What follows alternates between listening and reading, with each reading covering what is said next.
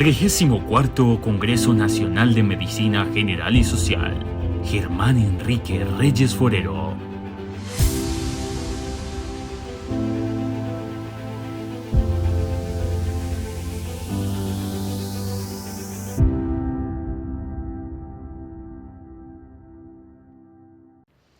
Nuevos lineamientos del Ministerio de Salud y Protección Social en tuberculosis latente. Es la conferencia que a continuación presentará el doctor Fernando Nicolás Montes Zuluaga, médico egresado de la Universidad de Antioquia, especialista en epidemiología de la Universidad CES, magíster en ciencias clínicas de la Universidad de Antioquia, coordinador del programa de tuberculosis y lepra de la ciudad de Medellín. Agradeciendo la invitación que nos hace ASMEDAS a este 34º Congreso Nacional de Medicina General y Social, y como una oportunidad para poder compartir con todos ustedes esos conceptos que son conceptos más bien programáticos, más bien elementales, pero que tanta importancia hacen para esto que nos comprometemos y la pregunta que nos hacemos: ¿cómo aportar al fin de la tuberculosis mediante el manejo de la infección latente? Porque desafortunadamente a nosotros como profesionales en salud nos forman para captar pacientes, diagnosticarlos y tratarlos, pero se nos olvida que hay otras medidas importantes en salud pública que pueden aportar a esta meta de que la tuberculosis deje de ser ese problema de salud pública que tenemos en el mundo. Esta es la agenda, vamos a ver una situación actual, después vemos la historia natural de la tuberculosis. Definimos qué es infección tuberculosa latente, cómo se diagnostica, qué población objetivo tenemos o población objeto, el tratamiento y unas consideraciones especiales. Vamos a empezar con la situación actual y tenemos que la tuberculosis en el mundo sigue siendo una enfermedad endémica, sigue siendo el problema de salud pública de todos los años. Todos los años la Organización Mundial de la Salud publica el WHO Report of TB para cada año. El último reporte que tienen es el reporte 2021, pero con cifras 2020, en donde lo que uno ve es que no ha bajado el número de países ni de pacientes diagnosticados con tuberculosis. Son más o menos cerca de 6,5 millones de pacientes que se diagnostican año tras año. La Organización Mundial de la Salud nos dice que tenemos 3,5 millones olvidados, es decir, tienen enfermedad, pero nosotros no los buscamos, y si no los buscamos no los tratamos, y ahí perpetuamos la cadena de transmisión.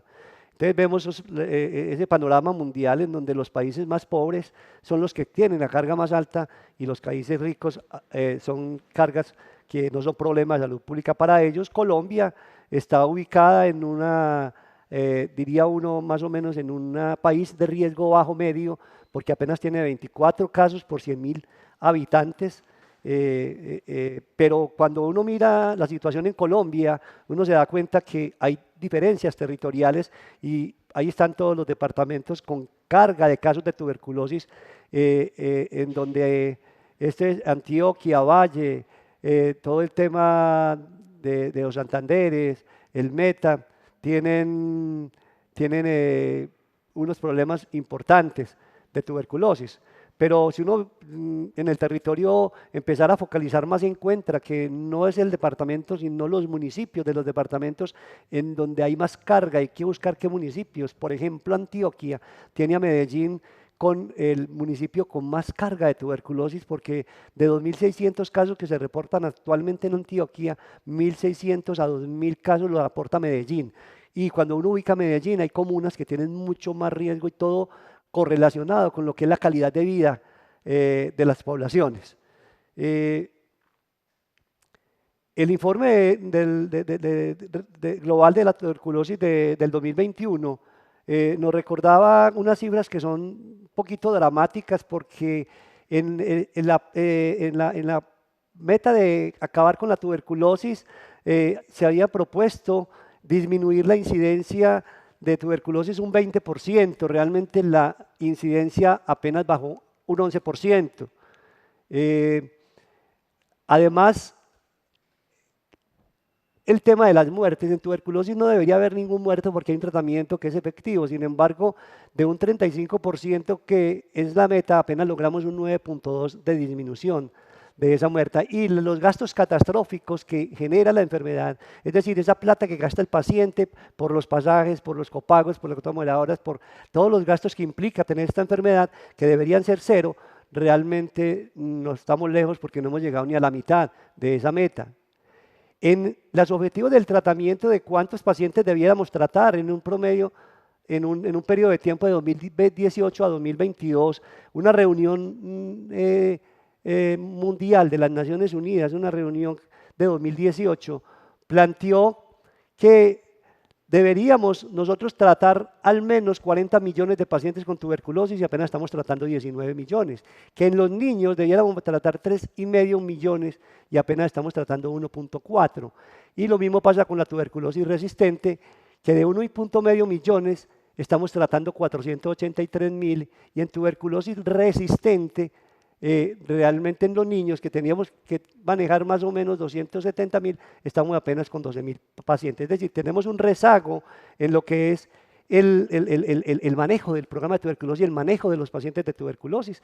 Y en este sentido tenemos que implementar todas las estrategias para poder captar pacientes, tratar pacientes y curar pacientes. Pero adicionalmente hay una estrategia que es el tratamiento de la tuberculosis latente, la infección tuberculosis latente. Seguida miramos la historia natural de la tuberculosis para que nos demos cuenta de que la infección no es lo mismo que la enfermedad y cuáles son las estrategias que tenemos que tener para poder impactar en ese punto específico. Pero importante es que nosotros tenemos unos indicadores que no son los mejores frente al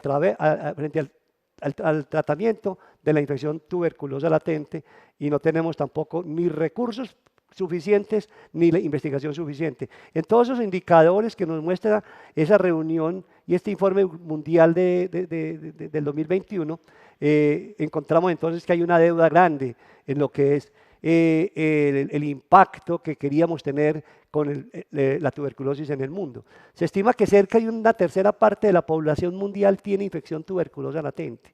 Es decir, de toda la población, de los 7.500, 8.000 millones, entre 2.500 a 2.700 personas ya tenemos infección, pero no estamos enfermos. Y ahí entonces es cuando se requiere que pensemos que tratar la tuberculosis latente es también otra forma de combatir la incidencia de la tuberculosis. Los Estados miembros en esa reunión se comprometieron a proveer tratamiento preventivo de tuberculosis a al menos 30 millones de personas. De esos 30 millones, 6 millones eran los que estaban viviendo con el VIH, 4 convivientes menores de 5 años y 20 millones de los convivientes de tuberculosis que eran mayores de 5 años. Sin embargo, el número de personas se ha incrementado muy poquitico, de 1 millón en el 2015 a 2,2 millones en 2018 y 4,1 millones en 2019. Es decir, desde que se empezó el compromiso de dar tratamiento de tuberculosis latente a esas 30 millones de personas, entre 2019 y 2020 apenas tenemos 6,3 millones, lo que nos da solo un 21% de la meta. Es importantísimo entender que para prevenir casos incidentes de tuberculosis, el tratamiento preventivo para la tuberculosis constituye una de las principales recomendaciones de la Organización Mundial de la Salud.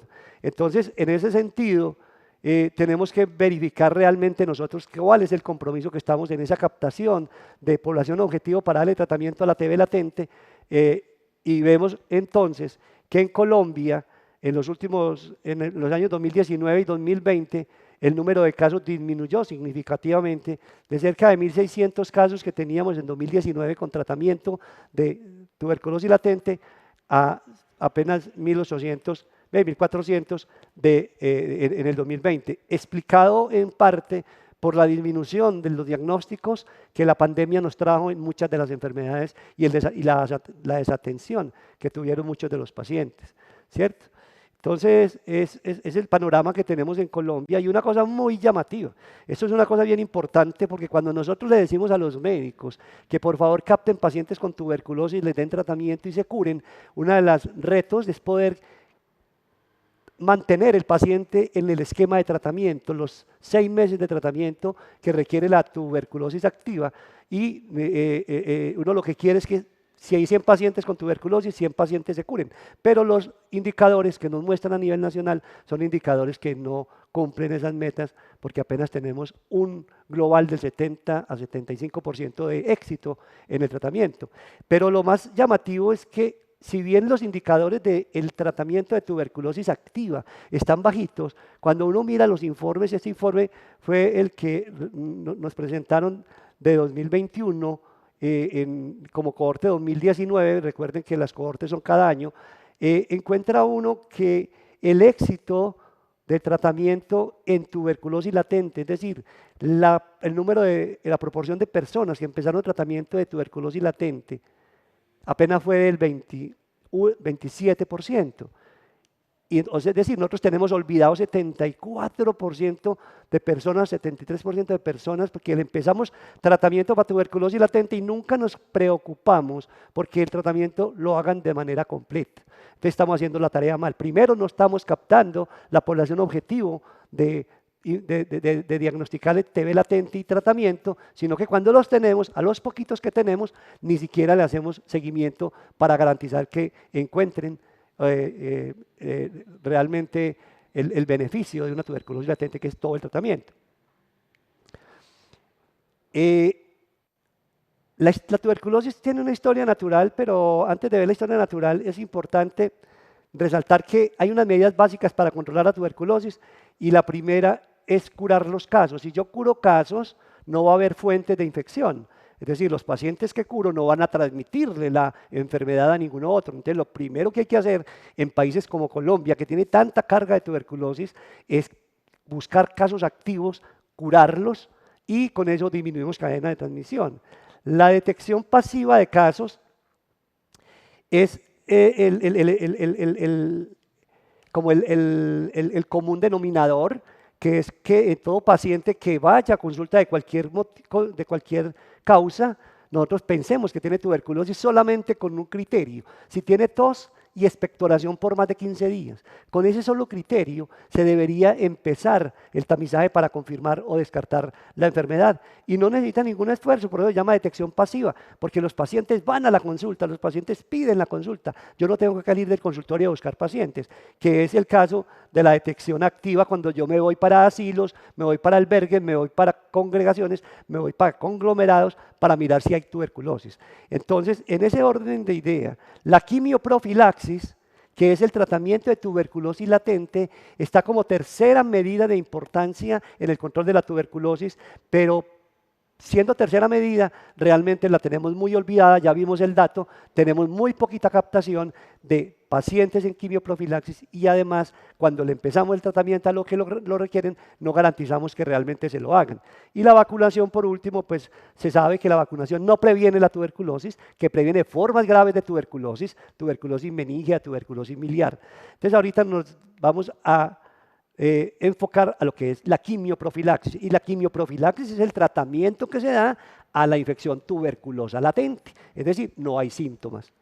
En esa historia natural de la enfermedad, entonces, nosotros vamos a ver que hay unos factores de riesgo para exposición, unos factores de riesgo para infección y unos factores de riesgo para enfermedad y posteriormente factor de riesgo para morirse. En los factores de riesgo para exposición, siempre el único factor de riesgo para exponerme es que hayan personas enfermas de tuberculosis activa. En ese sentido, lo que debemos hacer es captar los enfermos, curarlos para que no haya exposición. Pero cuando ya hay enfermos, cuando no tengo la posibilidad de coger todos los enfermos y estoy expuesto a los enfermos, la probabilidad de que estando expuesto a un enfermo con tuberculosis me infecte va a depender del entorno en donde yo esté.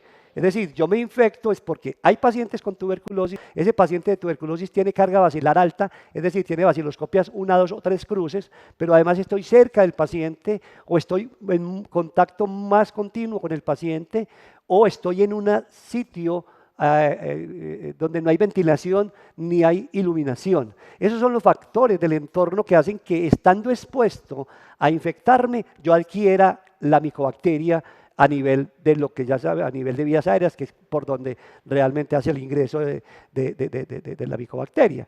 Pero ya una vez que estoy infectado, van a haber unos factores de riesgo para enfermarme.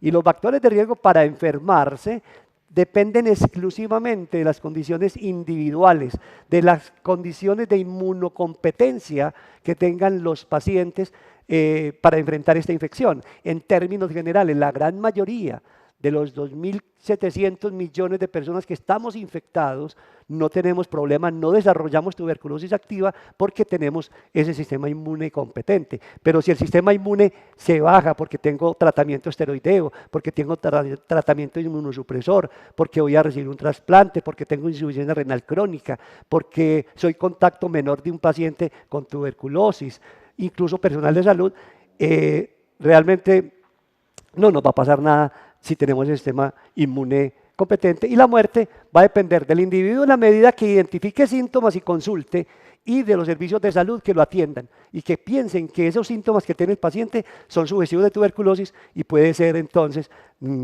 susceptible de una prueba diagnóstica o de descarte.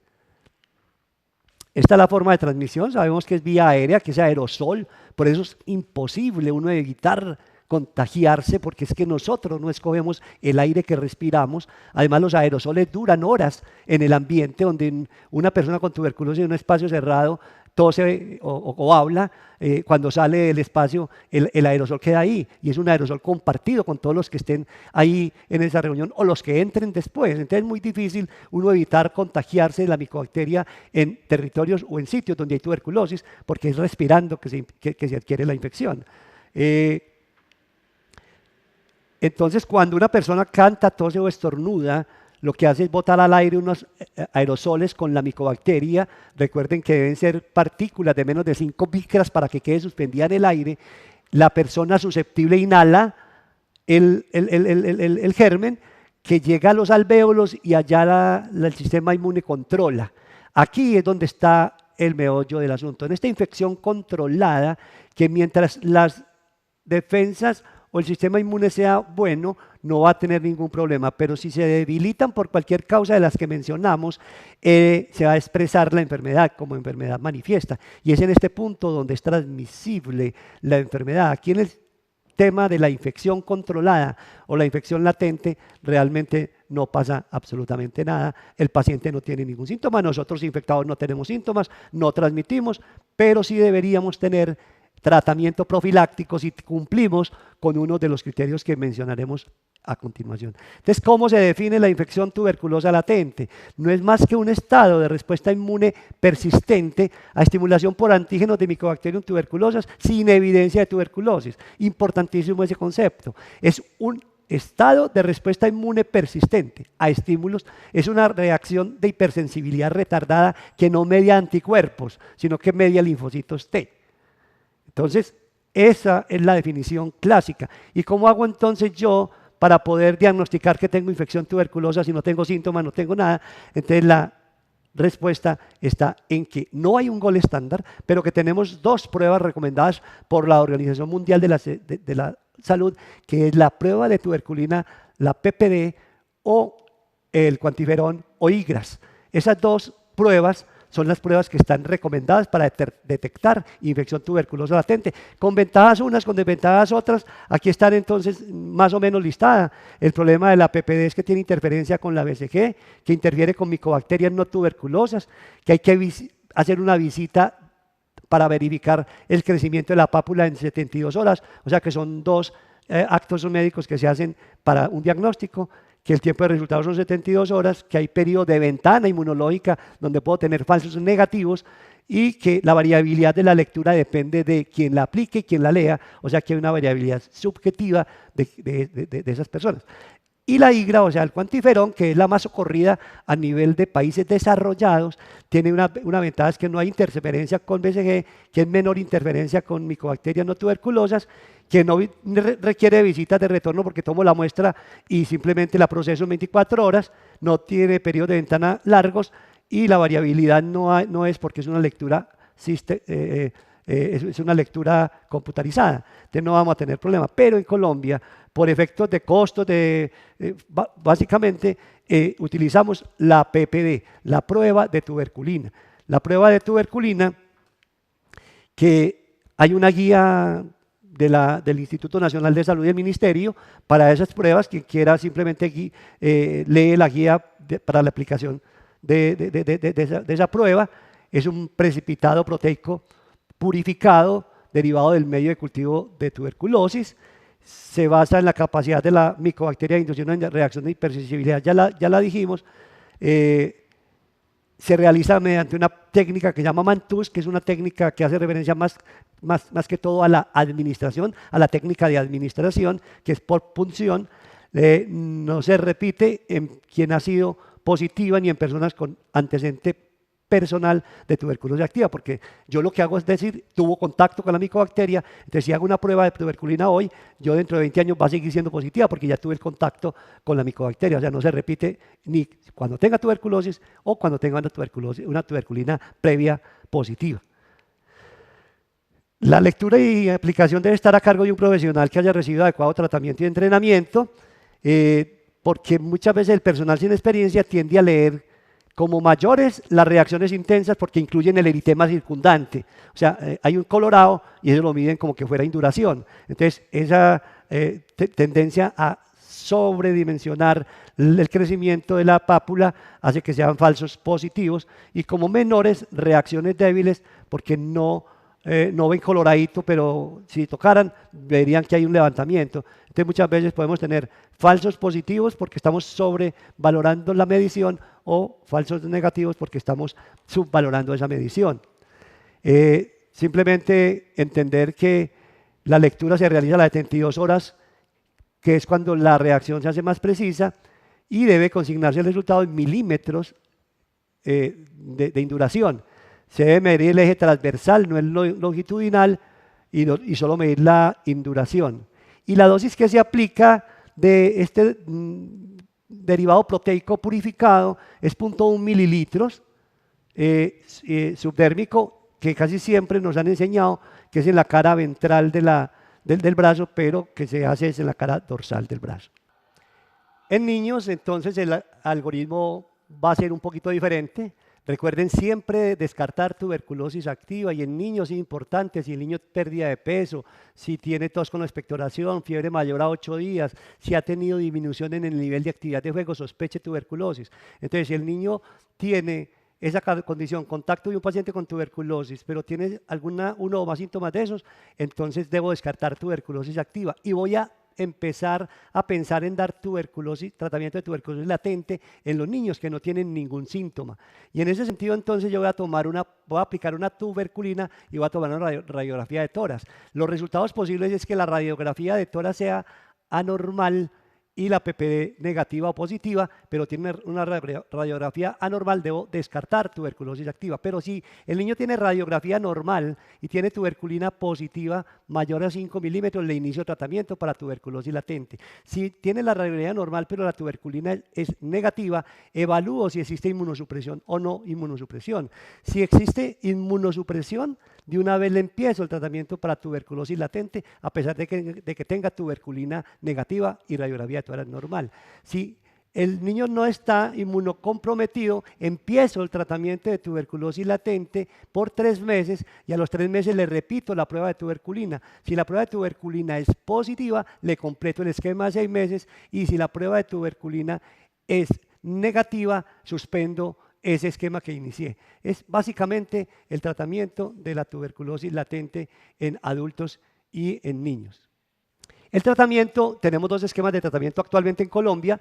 El primero es la isoniazida, que siempre hemos utilizado por 6 meses, que se da en los adultos 300 miligramos, en los niños se da con una dosificación de 10 miligramos por kilo, con un rango de 7 a 15, sin pasar 300 miligramos. Pero tenemos otro esquema, que es la isoniazida malrifapentina, que se da semanal por 3 meses, o sea que son 12 dosis, y es un esquema que está siendo evaluado en su efectividad, pero que ya está aceptado por la Organización Mundial de la Salud. Entonces, en Colombia tenemos 2 esquemas: isoniazida diario por 6 meses o isoniazida malrifapentina, dosis semanal por 3 meses, para un total de 12 dosis. Y unas consideraciones especiales finales, entonces, que el paciente que tiene tuberculosis latente, tratamiento para la infección tuberculosis latente, nosotros le damos el tratamiento autoadministrado, pero le hacemos controles mensuales para verificar efectos adversos, presencia de síntomas compatibles con tuberculosis activa, no los debemos olvidar, siempre debemos hacer el seguimiento hasta los 6 meses, que la terapia preventiva con isoniazida no aumenta la resistencia a la isoniazida, que se da, ya dijimos, por 6 meses o por 3 dependiendo del esquema, y siempre adicionamos piridoxina en dosis de 25 a 50 miligramos interdiario, tanto en niños como en adultos. Tenemos unas dificultades, es el desconocimiento del algoritmo diagnóstico, que es más bien sencillo si uno no se lo va a aprender, pero cuando tenga esa consideración, niño menor de 5 años, contacto de tuberculosis activa o grupo especial de los que dijimos, debemos aplicarle la tuberculina, simplemente mirar el algoritmo diagnóstico para no enredarnos mucho. Eso está en la resolución, está en las guías, podemos mirarlo. Hay barreras de atención en la demanda inducida cuando nosotros visitamos el paciente con tuberculosis y encontramos niños que requieren atención, los derivamos a la IPS, al prestador, y allá no lo devuelven que porque el niño está aliviado, no entendiendo que está aliviado, pero puede tener tuberculosis latente, que es sujeto de tratamiento. Todavía continúan formulaciones de isoniazida por 9 meses. También es importante el tema de verificar el peso del paciente, porque el paciente va ganando peso, entonces las dosis, ajustarlas con esa ganancia de peso. Esto es lo que teníamos para este tema. Creemos que todos nos tenemos que juntar para poder hacer el trabajo de acabar la tuberculosis, que primero busquemos a los pacientes enfermos. Recuerden, tos y expectoración por más de 15 días requieren descartar la tuberculosis, ojalá por PCR, no por vaciloscopia, no por PCR, que ya está en el POS, que no tienen problema por autorizaciones. Después de que tengamos los pacientes, adherirlos al tratamiento para curarlos, y además buscar pacientes con tuberculosis latente en estos grupos especiales, que son los más susceptibles de desarrollar tuberculosis activa, y con eso estaríamos aportando a esa meta de unidos para poner fin a la tuberculosis. Muchas gracias.